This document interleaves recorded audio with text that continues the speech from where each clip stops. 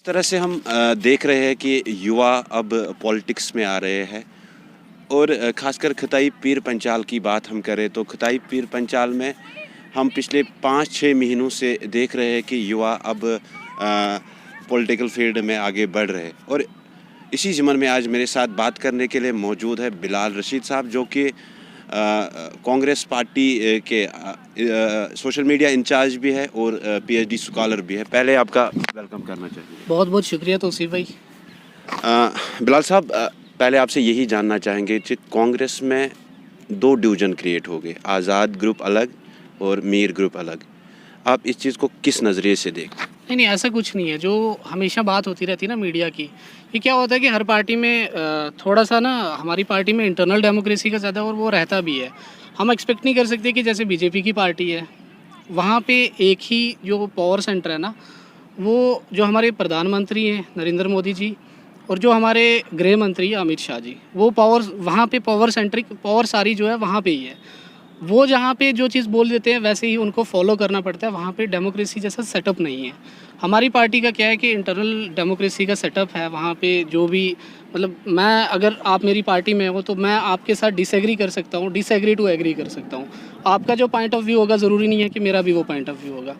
इसमें क्या होता है कि आपने देखा होगा 2014 के बाद तो ये कुछ ज़्यादा ही मीडिया को जो है बीजेपी ने कंट्रोल करके रखा हुआ है।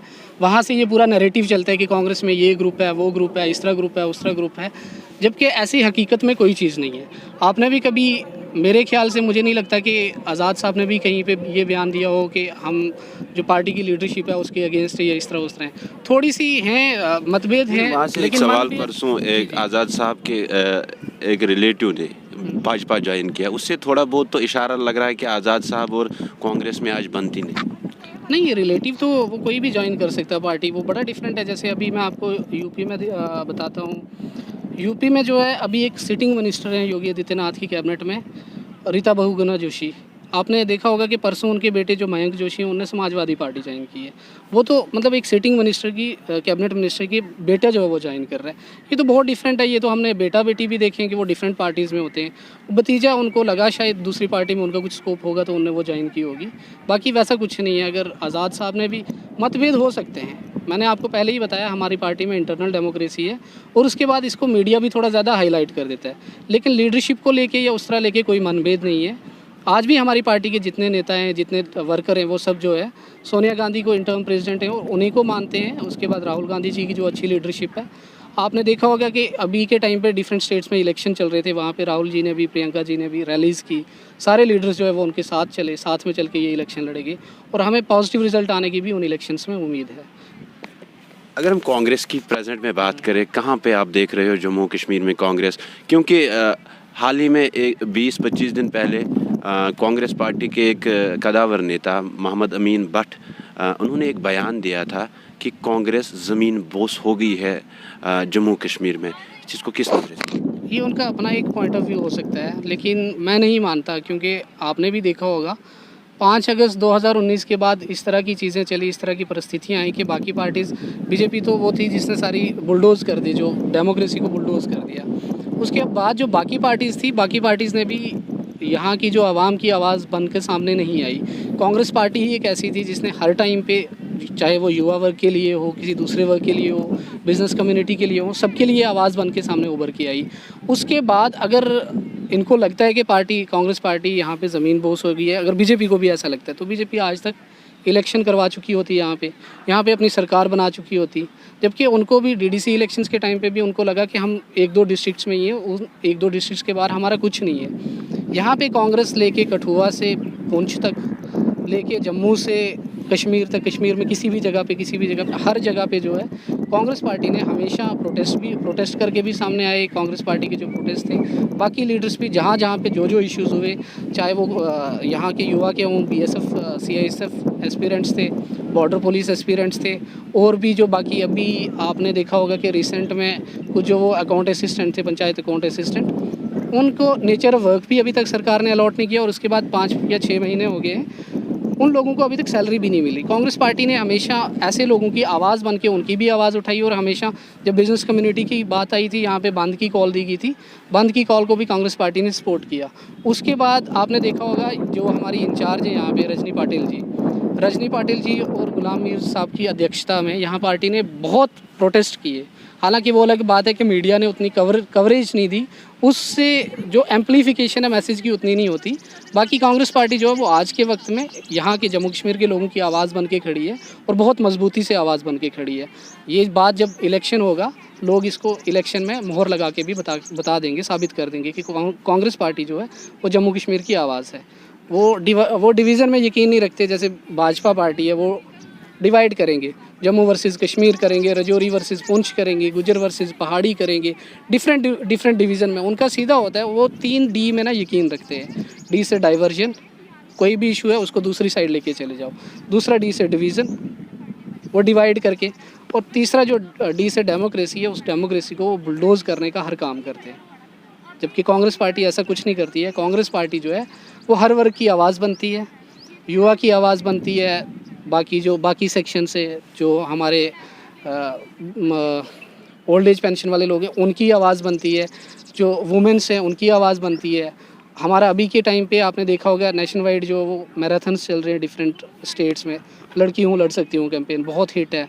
कल को आपको यहाँ जम्मू में भी फंक्शन देखने को मिलेगा। तो कांग्रेस पार्टी यहाँ जम्मू कश्मीर में भी, इंडिया में भी, हर जगह पे सबकी आवाज़ बन के इस वक्त में उभरी है। आप एक युवा हो, एक स्कॉलर भी हो, तो सोशल मीडिया का इम्पैक्ट आज के दौर में कितना पड़ रहा है युवा के लिए, या नई पीढ़ी जो हमारी है, तो कितना इम्पैक्ट है?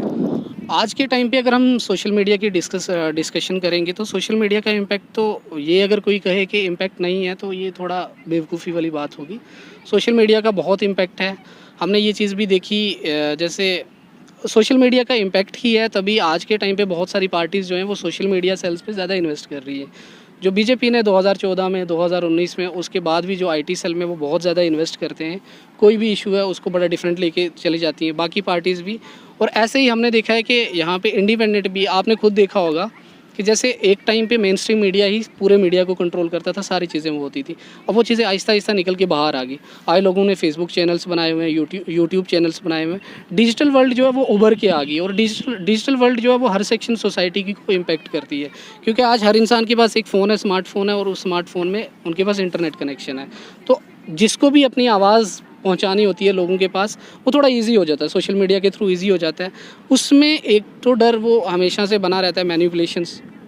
कोई इंसिडेंट है उसकी मैनिपुलेशन होगी, फेक न्यूज़ बहुत ज़्यादा स्प्रेड होती हैं। कई बार ऐसी वीडियोस होती हैं कि मतलब जिनको वो मैनिपुलेट करके थोड़ा उस तरह से वीडियोस, मतलब वो करके डिस्टॉर्ट करके वीडियोस वो लोगों को बता दी जाती हैं कि ये इंसिडेंट होता है। सोशल मीडिया की एक पॉजिटिव चीज़ है और उसके साथ साथ में नेगेटिव चीज़ भी है।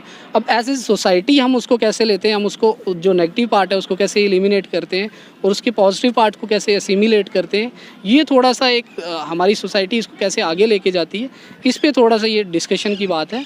बाकी सोशल मीडिया का इम्पैक्ट बहुत स्ट्रॉन्ग है। आज के टाइम पे आपने देखा होगा कि जितने पॉलिटिकल, अगर मैं उसमें डिस्कशन में मैं आपको सोशल मीडिया वाली बात पे लेके चलूँ, तो मुझे नहीं लगता कि कोई भी व्यक्ति, चाहे वो एक सरपंच या पंच का इलेक्शन लड़ रहा है, उससे लेके प्रधानमंत्री तक के जो इलेक्शन होते हैं, जो पार्लियामेंट के इलेक्शन होते हैं, आज के टाइम पे सबसे ज़्यादा कैंपेन जो फोकस किया जाता है वो सोशल मीडिया पे ज़्यादा किया जाता है। एम्पलीफिकेशन हो जाती है। आपने कोई मैसेज करना है, आप डायरेक्ट अपने वोटर से बात कर सकते हो। कोई बिज़नेस कम्युनिटी के लोग होंगे, किसी ने अपना कुछ कोई एंटरप्रेन्योरशिप कोई स्टार्ट किया, स्टार्टअप वो शुरू किया, तो वो भी अपने टारगेटेड सेक्शन से ईजिली बात कर सकते हैं।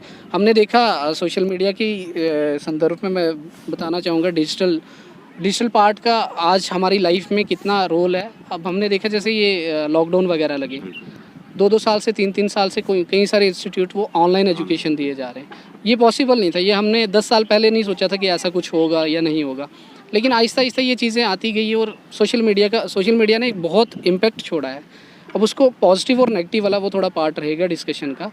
पॉजिटिव मेरे हिसाब से हमें एसिमुलेट करना चाहिए, जितना हम एज सोसाइटी एसिमुलेट करेंगे वो हमारे लिए फ़ायदे वाली बात होगी। तो नेगेटिव जितना एलिमिनेट करेंगे वो थोड़ा बेटर रहेगा एज सोसाइटी। आप एक खुद युवा हो, इंडिया को आज यंग नेशंस कंट्री बताया जाता है, और जिस तरह से हम देख रहे हैं कि युवा काफ़ी ज़्यादा परेशान है, चाहे अपनी स्टेट की बात करें, यहाँ पे भी परेशान है। युवाओं की कितनी ज़रूरत है अभी आगे आने के लिए, चाहे हम पॉलिटिक्स की बात करें या जितने भी समाज में सोशल इवल्स हो रहे हैं, तो उनमें आगे बढ़ने के लिए कितना अहम रोल है युवा? युवा के रोल की बात करें हम तो युवा का रोल तो बहुत बड़ा बन जाता है। शायद अभी के टाइम पे जिस तरह से पॉलिटिकल इन्वायरमेंट या सोशल इन्वायरमेंट अभी इतना वाइब्रेंट नहीं है।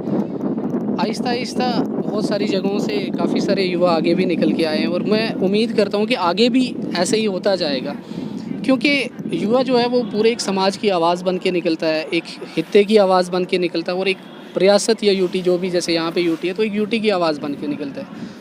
तो मैं तो आपके माध्यम से भी ये रिक्वेस्ट करूँगा लोगों से, जो युवा लोग इंटरेस्टेड है, सोशल एक्टिविस्ट बनने के लिए इंटरेस्टेड है या पॉलिटिकल एक्टिविस्ट बनने के लिए इंटरेस्टेड है, उनको आगे आना चाहिए।